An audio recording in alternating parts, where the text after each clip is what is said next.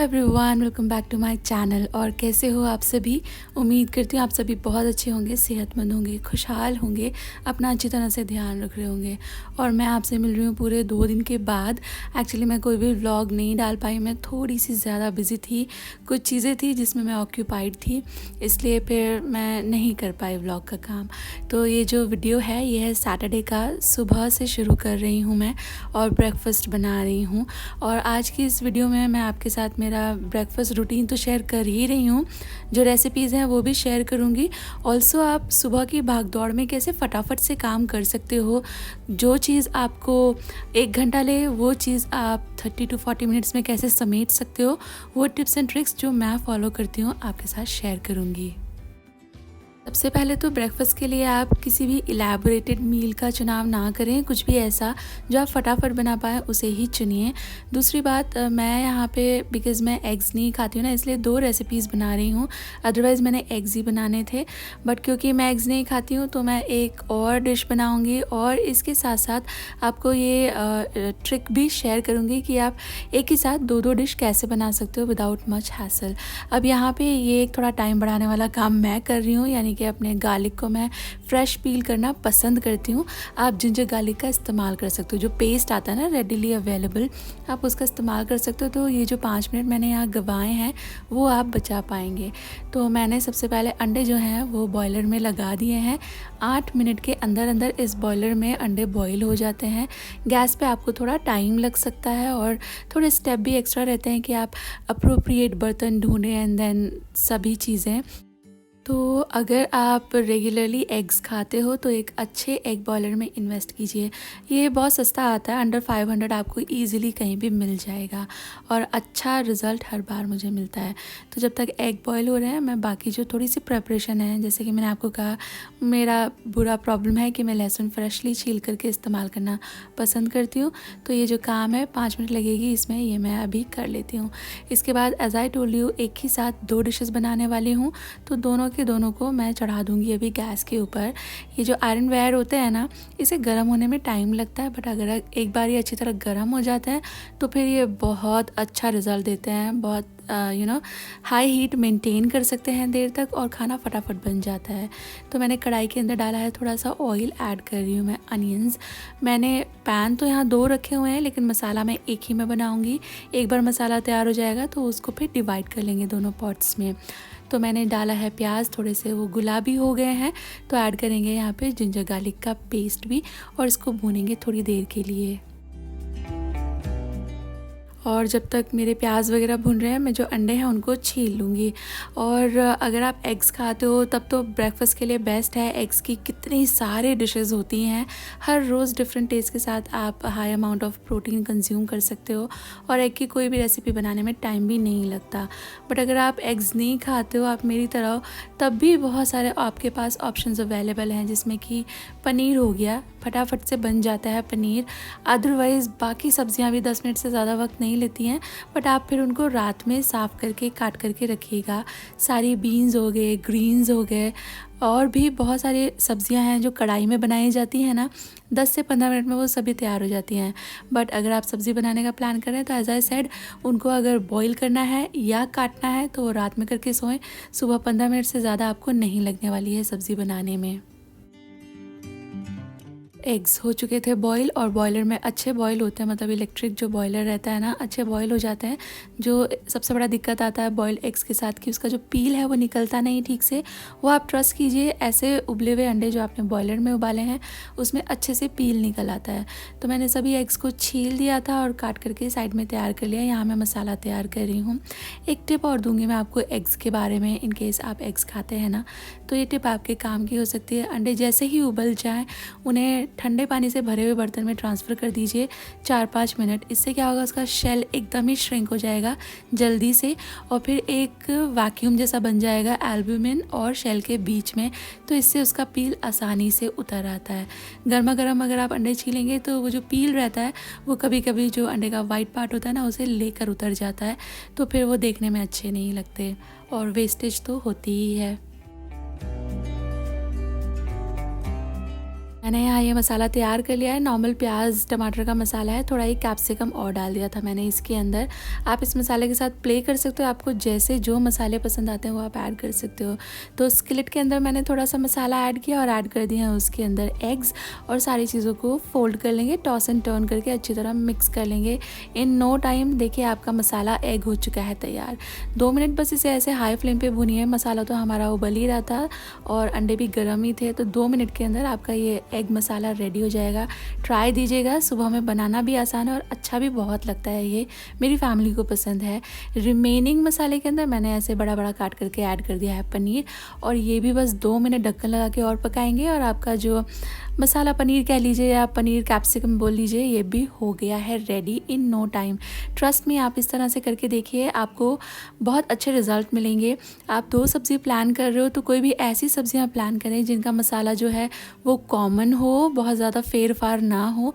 तो एक साथ आप एक पैन में मसाला भून लीजिए और बाद में सेपरेट करके आप 2 भी 3 भी सब्जियां बना सकते हो। सेम मसाला कैप्सिकम डालने से पहले निकाल करके आप इसमें उबली हुई दाल डाल दें, तो सुबह सुबह फटाफट से 5 मिनट में आपकी एक दाल की रेसिपी भी तैयार हो जाएगी। और अभी यहाँ मैं बना रही हूँ पराठे, सिंपल वाले पराठे बना रही हूँ। ना स्टफ्ड पराठे हैं ये, ना ही परतों वाले पराठे हैं। सिंपल जो ब्रेकफास्ट में खाए जाते हैं और तब बनाए जाते हैं जब आपके पास टाइम कम हो, आपको फटाफट से ब्रेकफास्ट सीन रैप अप करना हो। तो ये जो ट्रिक है मेरा, मैंने पहले भी शेयर किया है और मेरे व्यूअर्स ने बहुत लाइक किया है। इनकेस आप पहली बार देख रहे हैं तो मैं आपको बता देती हूँ, ये एक तरीका है जिससे मैं 4-4 पराठे एक बार में बना पाती हूँ और टाइम मेरा आधा हो जाता है। अगर मुझे पराठे बनाने में 20 मिनट लगते हैं तो 10 से 12 मिनट में मैं फ्री हो जाती हूँ। आपको करना कुछ नहीं है, एक एक पराठा बेलते जाइए रोटी की तरह। क्योंकि हम टाइम बचाने की बात कर रहे हैं ना, तो इसलिए फैंसी पराठा नहीं कर रहे हैं, सिंपल वाला कर रहे हैं। रोटी की तरह एक एक पराठा बेलते जाइए, गरम कर लीजिए तवा अच्छी तरह से, और फिर एक के ऊपर एक रोटियां आप बना बना के डालते जाइए। और किस तरह मैं फ्लिप कर रही हूँ, टाइमली फ्लिप करते जाइए। और इसके बाद जब सारी ही पच जाएंगी ना, यानी कि सेमी कुकड हो जाएंगी रोटियाँ, तो इसके ऊपर फिर घी बटर ऑयल जो भी आप इस्तेमाल करते हैं लगाते जाइए, फ्लिप करते जाइए। ध्यान दीजिए आपकी नज़रों के सामने जो रोटी आ रही है, अगर उस पर आपने फ़ैट स्मीयर नहीं किया है तो ही स्मीयर करें। अगर आपको लगता है वहाँ ऑयल जैसा दिख रहा है तो स्मीयर ना करें। ऐसा करने से आपका एक तो टाइम बहुत बचता है, दूसरा ऑयल की क्वांटिटी भी कम लगती है, क्योंकि एक दूसरे के अच्छे कांटेक्ट में रहता है ना पराठे, तो एक दूसरे का तेल भी एक दूसरे पर ट्रांसफ़र होता है। तो कभी कभी एक का लगाया तेल दूसरे को अच्छी तरह ऑयल कर देता है, तो आपको बहुत ऑयल लगाने की ज़रूरत नहीं है। और तीसरा सबसे बड़ा बेनिफिट ये कि ये एक पराठे के ऊपर 3 और पराठे का वज़न रहता है ना, तो आपको आपका ये जो पलटा है ना, इससे प्रेस कर करके पराठे सेकने का हेडेक नहीं रहता। जो बाकी के पराठे का वेट है वही उसे प्रेस कर देते हैं और पराठे इवनली हर तरफ से कुक हो जाते हैं। बस एक काम आपको जो करना है वो ये कि बस थोड़ा सा आपको इसे फ्लिप करना रहता है कि इधर से सिक गया तो इसे अंदर कर लें, दूसरा निकालें जो कच्चा है। और ट्रस्ट मी, आपका टाइम डेफिनेटली बचेगा। शुरू शुरू में आपको लगेगा कि केओस हो गया, लेकिन एक दो बार करके देखो और आदत पड़ जाएगी आपको, और फटाफट आपका ब्रेकफास्ट सीन जो है ना सॉर्टेड हो जाएगा। बहुत कम वक्त में आप अच्छी तरह से सब्जियां पराठे बना पाएंगे।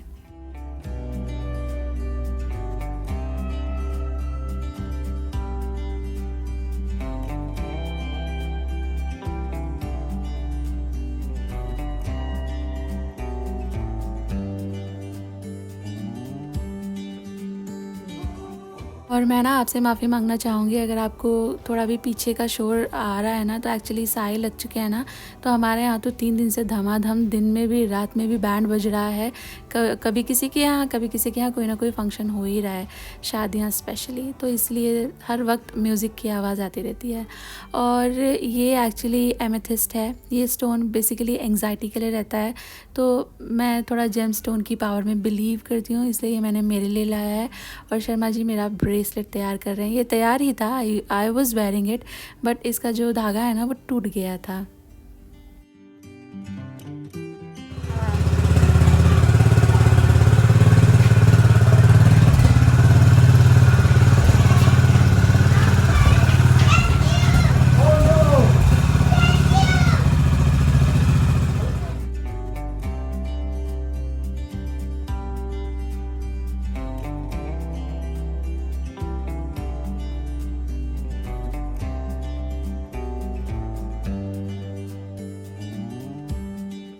और हस्बैंड के साथ मैं आई हूँ बाहर, थोड़ा बहुत ज़रूरी सामान हमको लेना था। जो सामान लेना है वो मैं घर पहुँच के आपको दिखाती हूँ, मतलब जो मैंने लिया है एक्चुअली। जो लेना था ऑलमोस्ट सभी कुछ हम ले लिया। एक एक्चुअली मेरा जो मास्टर बेडरूम का जो बाथरूम है ना, उसका एग्जॉस्ट भी काम नहीं कर रहा है, वो भी लेना था बट वो यहाँ मिला नहीं।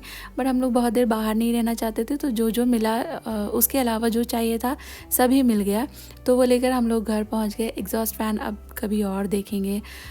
तो मैं एक बार घर पहुंच जाती हूँ, फिर आपको दिखाती हूँ क्या क्या मैंने खरीदा।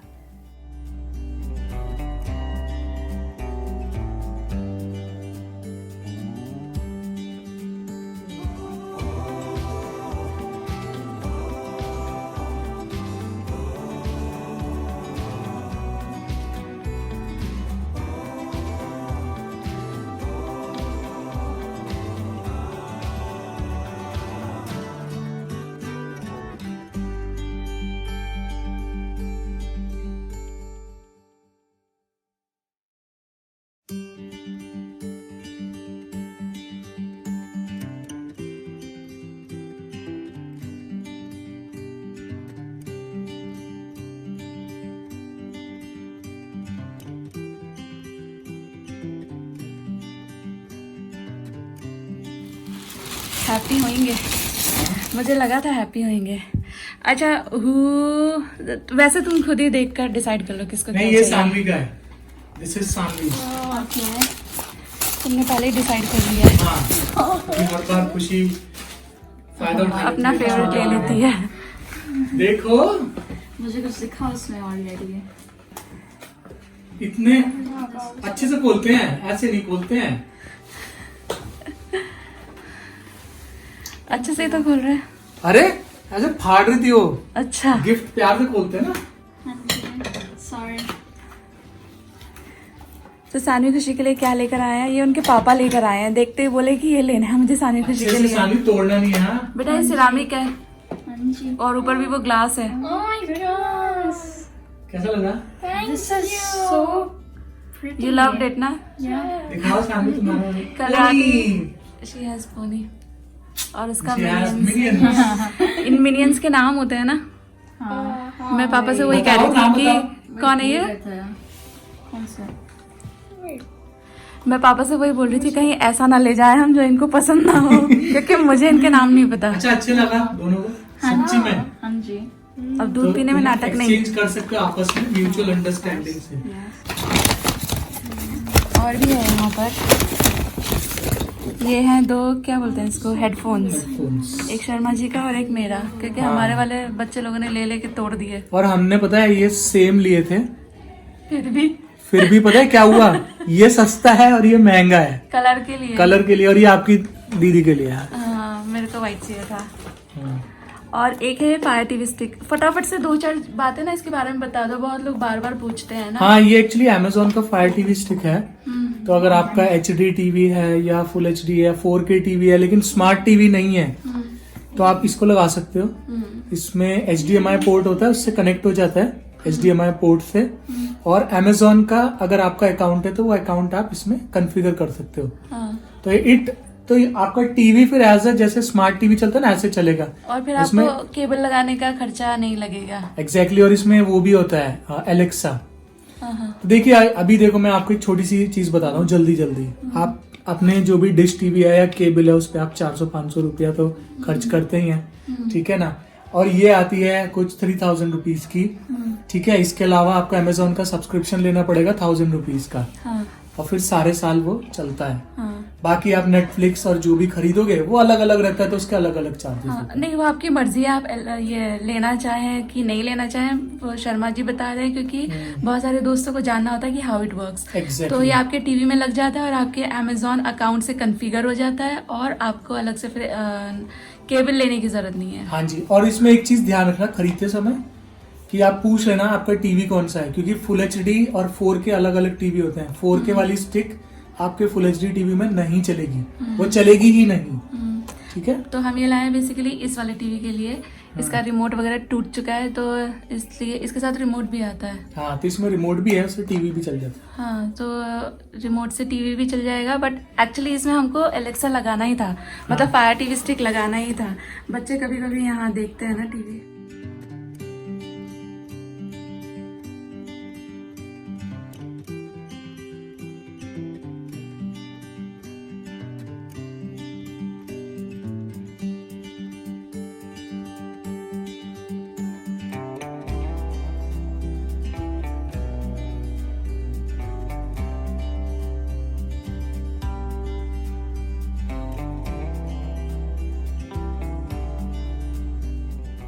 टीवी बहुत वक्त से इस्तेमाल में नहीं था, तो देखिए जो चीज़ इस्तेमाल में नहीं रहती ना, फिर उसका यही हाल होता है। तो काफ़ी गंदा हो गया, और पीछे से तो हो ही जाता है, पीछे से कहाँ हम रोज़ साफ़ कर पाते हैं, कभी कभी उतरता है तभी पीछे से साफ़ होता है। और बहुत से दोस्त पूछते हैं इस वैक्यूम क्लीनर के बारे में।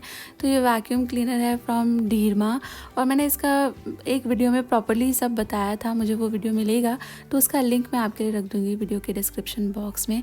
ये अमेज़ॉन पे ईज़िली अवेलेबल है, और मैं पहले भी बता चुकी हूँ ये सो टाइप का है, बहुत ज़्यादा इफ़ेक्टिव नहीं है। बट हम लोग तो झाड़ू पोछा मॉप इससे सफाई करते हैं, हाथ से सारी डस्टिंग करते हैं, तो कभी कभी जो काम रहते हैं वैक्यूम क्लीनर के, उसके लिए ये ठीक है। कार वार अच्छी आपकी साफ़ कर देगा।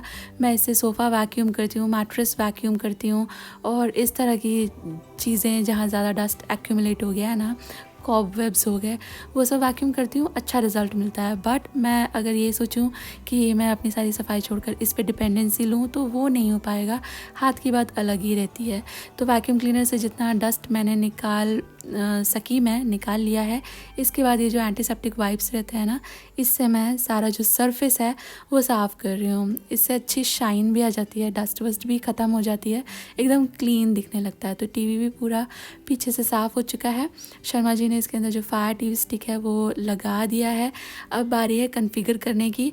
तो जो हार्डवेयर पार्ट था वो तो सब हो चुका है, अभी सॉफ्टवेयर पार्ट है, तो शर्मा जी उसको कॉन्फ़िगर अभी कर देंगे, एक बार टीवी वापस से वॉल माउंट कर दें तो।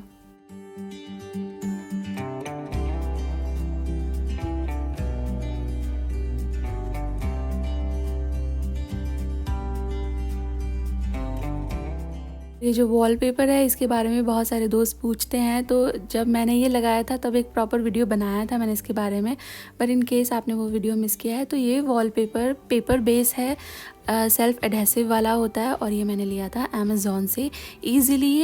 वहाँ पे बहुत सारे तरह के आपको मिल जाएंगे। मेरा वाला तो काफ़ी पॉकेट फ्रेंडली मैंने चूज़ किया था।